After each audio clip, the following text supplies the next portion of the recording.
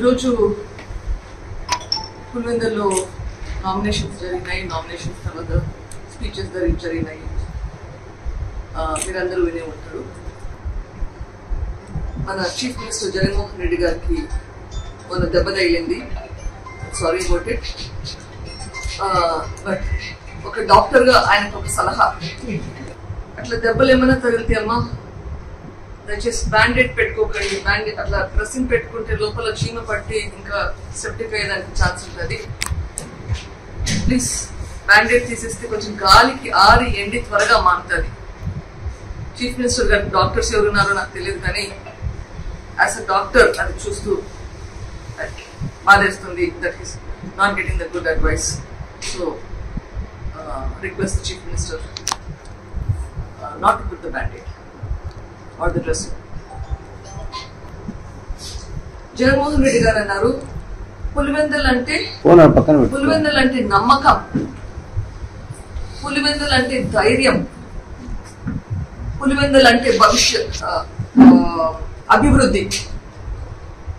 నమ్మకం, ధైర్యం, అభివృద్ధి. I totally agree with him. నేను ఒప్పుకుంటాను. అట్లా పులివెందులు అంటే ఇటువంటి పరిస్థితికి రావడానికి కారణం ఎవరు? పులివెందుల ఇంతకు ముందు కాంగ్రెస్ కు, ఇప్పుడు వైఎస్ఆర్సీపీకి కంచుకోటగా ఉండింది. కంచుకోటగా ఉండి తద్వారా కడప కంచుకోటగా తయారైంది. దీనికి కారణం ఎవరు? 1978 నుంచి వైఎస్ రాజశేఖర రెడ్డి గారు, వైఎస్ వివేకానంద రెడ్డి గారు పడిన శ్రమ, కష్టం దీంట్లో ఉందా లేదా? వైఎస్ రాజశేఖర రెడ్డి గారు, వైఎస్ వివేకానంద రెడ్డి గారు వాళ్ళిద్దరూ కలిసి ఒక జతగా పనిచేశారు. వాళ్ళ మధ్య మంచి అండర్స్టాండింగ్ ఉండింది.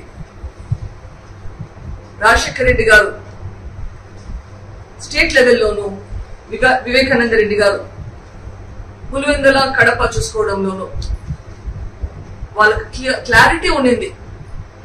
పులివెందుల్లో ఏ ఇంటికి పో, ఆ ఇంట్లో ఉన్న సమస్యలకు ఎప్పుడైనా వివేకానంద రెడ్డి గారిని ప్రశ్నించలేదా?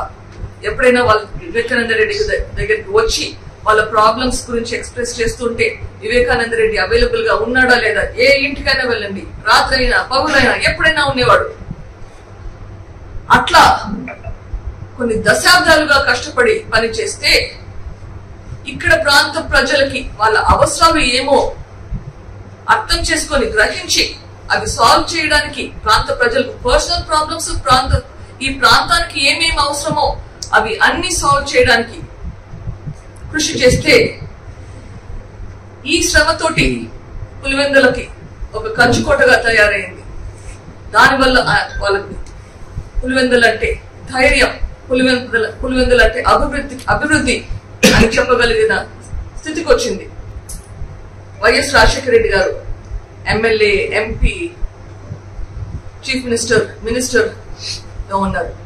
వైఎస్ వివేకానంద రెడ్డి గారు పులివెందుల్లో సమితి ప్రెసిడెంట్ గా ఉండి, లయన్స్ క్లబ్ గవర్నర్ గా ఉండి, ఎమ్మెల్యేగా ఉండి, ఎంపీగా ఉండి, మినిస్టర్ గా ఉండి ఎన్ని పనులు చేశారు మనకందరికీ తెలిసిందే.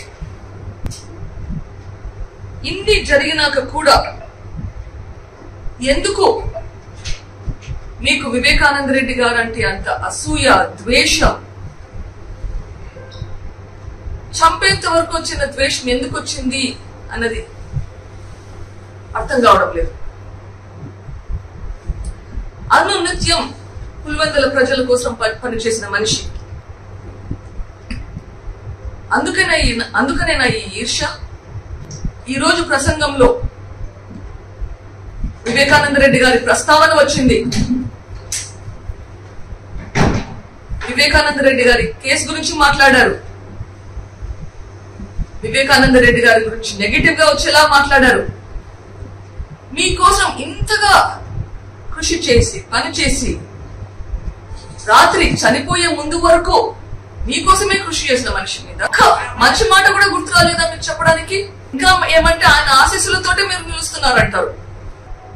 ఎందుకింత ఈర్ష్య, ఎందుకింత ద్వేషం? ఎంత ఈర్ష్య, ఎంత ద్వేషం. మనం ఉండేది డెమోక్రసీలో, ఈ రాజుల కాలం కాదండి. వారసత్వం అంటే తండ్రికి పిల్లలు ఎవరు వారసులు అని. రాజ్యాంగం ప్రకారం ఈరోజు ఇండియాలో కూతురైనా కొడుకైనా ఈక్వల్ డిస్ట్రిబ్యూషన్. పోలికలు చూస్తారా? మీరు చూస్తే మీకే అర్థమవుతుంది ఎవరి పోలికలు ఎవరికి వచ్చాయి అని చెప్పి. I will let you decide on that.